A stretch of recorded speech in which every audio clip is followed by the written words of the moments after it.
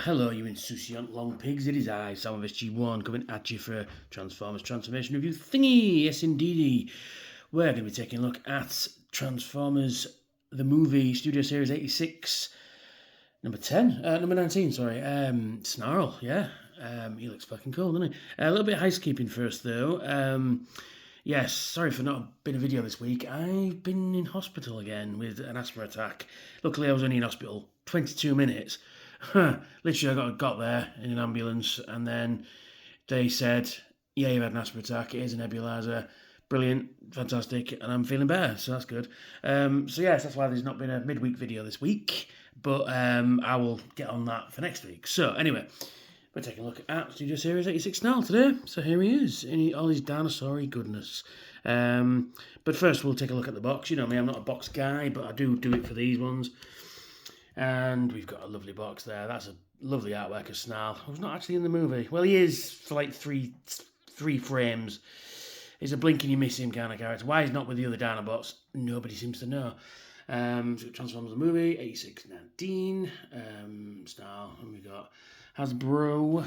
We've got a nice artwork on the side there, which is nice. Got some product shots on the back there, which is also nice as well. And we've got the 0 to 3 sad onions. And we get the backdrop as well, sort of like there. Same artwork as on the other side, and then Transformers the movie. So then we will go back and take a look at the figure. And here he is in his Stegosaurus mode. And he looks pretty fucking cool. And he just looks like the toy and the cartoon, the original G1 toy.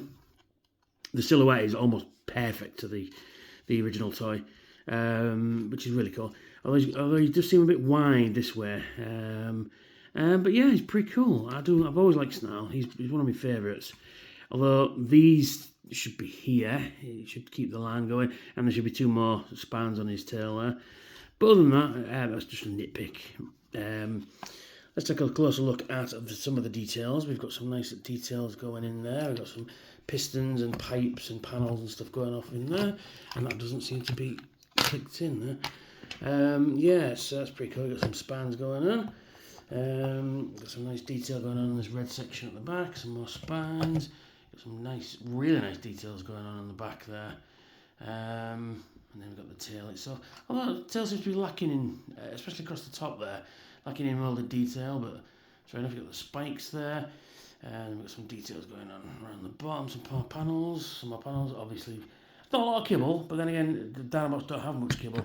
You can see where things might end up in the future, if that makes sense. We've got a lovely head sculpt that has just come right off the cartoon. I always like Snarl's face sculpt in the cartoon. He looks angry as fuck and all of that. And you got these like real nice sort of inlet eyes there. Nice shade of blue that's kind of reflective, but not really. It's got like a little metallic sheen in there. You can't see it in the light, but you can see it on the camera very nicely, which is nice. His mouth does open, and he can go, me, Snarl, not in the movie. Yeah, and then you got some same details on the other side. So that's that. He's pretty cool. Now, when I was looking at his sword come off, we'll take a close look at the sword now because it's here. It's not bad. It's moulded in this colour, sort of yellowy gold, and then it's painted silver, and you can tell because it's not quite throwing it at you there, not quite got in some of the details in there, because you can just make it out in the camera there, you know, like inside when you do that it appears to be painted, but you can just make out that it's not quite covered it all, or not thick enough, the paint's not thick enough. But other than that, it's pretty cool. Got some nice details going on. It looks rather sharp and pointy, as swords should be. So there we are. And it does fit on these his vehicle mode, beast mode. You put it up there, it just looks silly. It don't really want to hold in very well up there. You can do that as well, point it that way. Or you can put it in that way, and that just looks silly. It's like he's got a satellite dish or something, a radio antenna on there. That just looks stupid. But on the sword, you've got these little ports there, sort of moulded into the hilt, and then you put them under here. You've got some ports there. I mean, you could put it that way, so when he's charging into battle, he can stab you under the neck, which is, you know, you could do it that way, but its intended purpose is to fit it just underneath here, and there we are, gone. It's completely gone almost, which is pretty nice. Because I think most people are going to be displaying these guys in beast mode. Don't blame them, because that's what I'd do. So there we go, yes. He is blues compatible, yes. We'll do that before we do the articulation. These two are from the Buzzworthy, Prowl and Ironhide.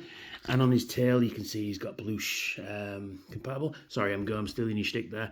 And he just fit on there, and he can shoot left and right, which is a bit, it's cool because he does it in the film, well, does it in the TV show rather, but he usually lifts his tail above his head and shoots that way, but yeah, because the tail is completely static, it won't move at all, but it's an option, and options are good. So just move them out of the way there. In terms of articulation, his mouth can move up and down. He can go, me snarl, you know, me snarl, not like it, you know, which is pretty cool, which is always nice. You can rotate his leg 360 degrees at the front there. It does have a slight wiggly waggly. It's on a bit of a ball joint, but really makes no difference because you can't do much with it. You can bend at the elbow on a forearm. I'm never quite sure, but you can move that way. His rear legs can rotate 360 degrees. Oh, that shouldn't happen yet. Come on. There we go. So you can rotate 360 degrees. If you so needed them to. They can move out and in as well, and you can move that ankle forward and back and left and right, and you can move that back and forth as well. So you've got some nice range of movements. Like I say, sadly the tail doesn't move. They could have made that a way of doing it, but you know, because it sort of comes out the bottom of his ass almost, which is what tails do. But it should be here. But you know, it does match the original toy, so I'm not complaining too much. Just wish it could do stuff, because it's kind of sort of that angle, you can't really see it, you know, and it's just a nitpick. But anyway, unless I'm doing something wrong, I suppose I could always do that, put these legs forward a bit more and make it a bit more visible. I mean, you could do that if you really wanted to. But let's take him to robot mode, shall we? Let's do that. Yeah, so then, we'll take his leg. And what we're going to do is, you saw it earlier, it just splits off here, there, like that, and move that back. So we're going to rotate all this section into the big round part there, and it should click in nicely. There we go. Then we get this part, we rotate the leg like that, and it's got a peg there. Can't even see what I'm doing. It's got a peg there and a port on there, and you rotate it in like that.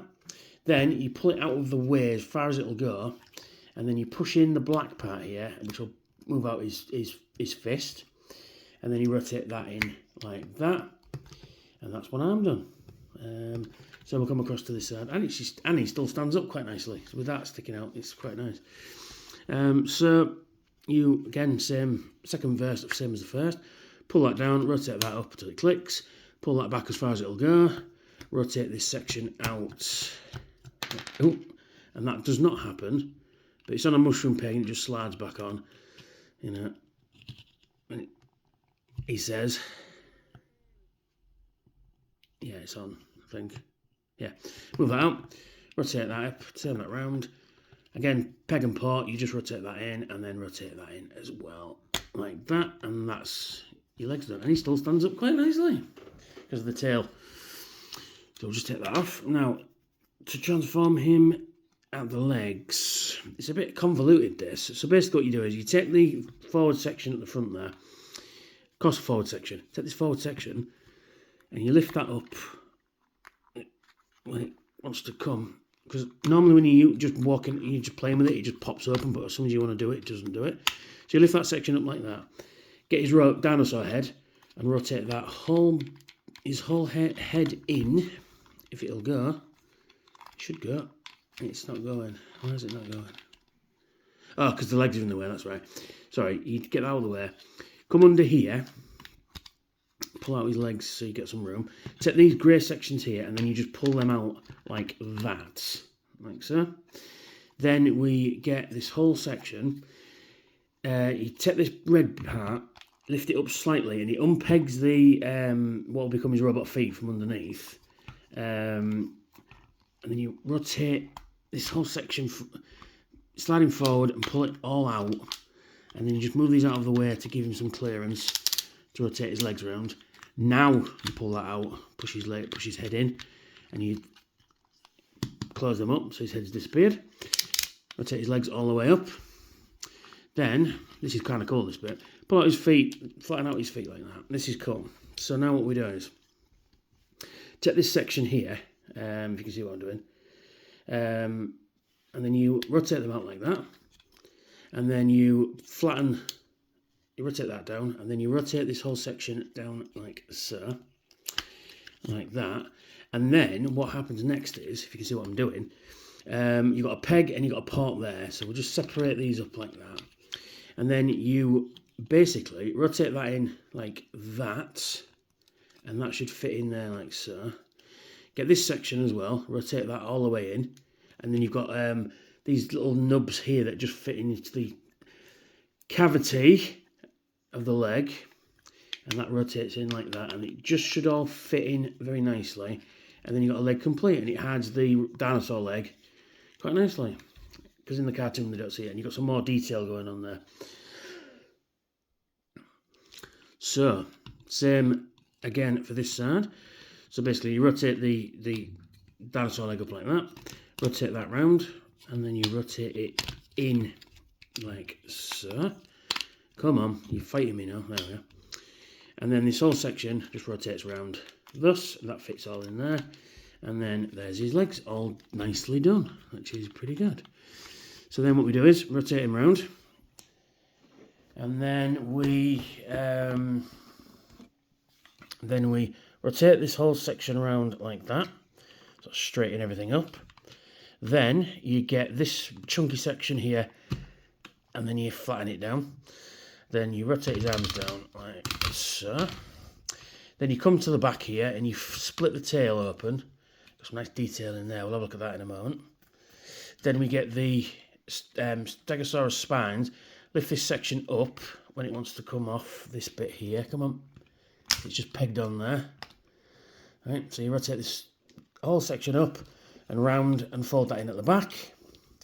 And then just rotate his tail out a bit more so it just locks it all in. Then you get, actually before you do that, just reach under here. It's easy to do it. Just grab what will become his head and push it up. Then rotate this down. And there, boys and girls, is Studio Series 86 Snarl in his robot mode. And he's cool. He's very cool. The only problem I've got is his legs are a bit, a bit odd. You can see what I mean. They just need to. It would be better if you could split them apart a bit more. But it is what it is. But I guess he's like that in the cartoon, to be fair. But you can just move his legs out like so. There we are. See what I'm doing? There we are. There we go. He looks cool. He really does. No, there's nothing you can do with the legs there, is there? No, sadly. Like you just slide. Like if it just slid over a section, it'd be all right. But it doesn't do that, so never mind. What these fit in? Yeah, because that's not all the way down. Yeah, there is some bits that won't quite peg in sometimes, which is a bit annoying because these bit that hide the dinosaur head, they've got a little peg and port there. There's a little port there, and you just sort of want it should fit in. And there you go. Once you get it in, it's fine. It's just a bit annoying.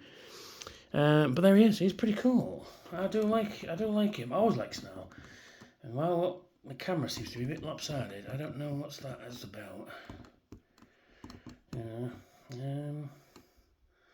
we are. So anyway, yeah, he's pretty cool. To rotate it up slightly.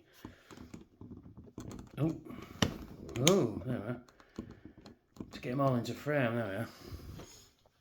And he's really nice. I do like this guy.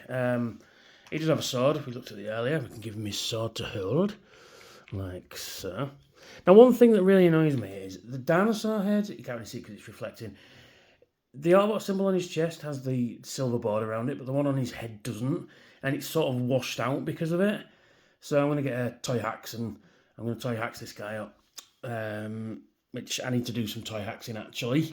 Pretender Jazz especially, but anyway, I'll get onto that in a minute. So there he is. Total articulation then. His head is on a ball joint, so he can move left and right and wiggly waggly a bit.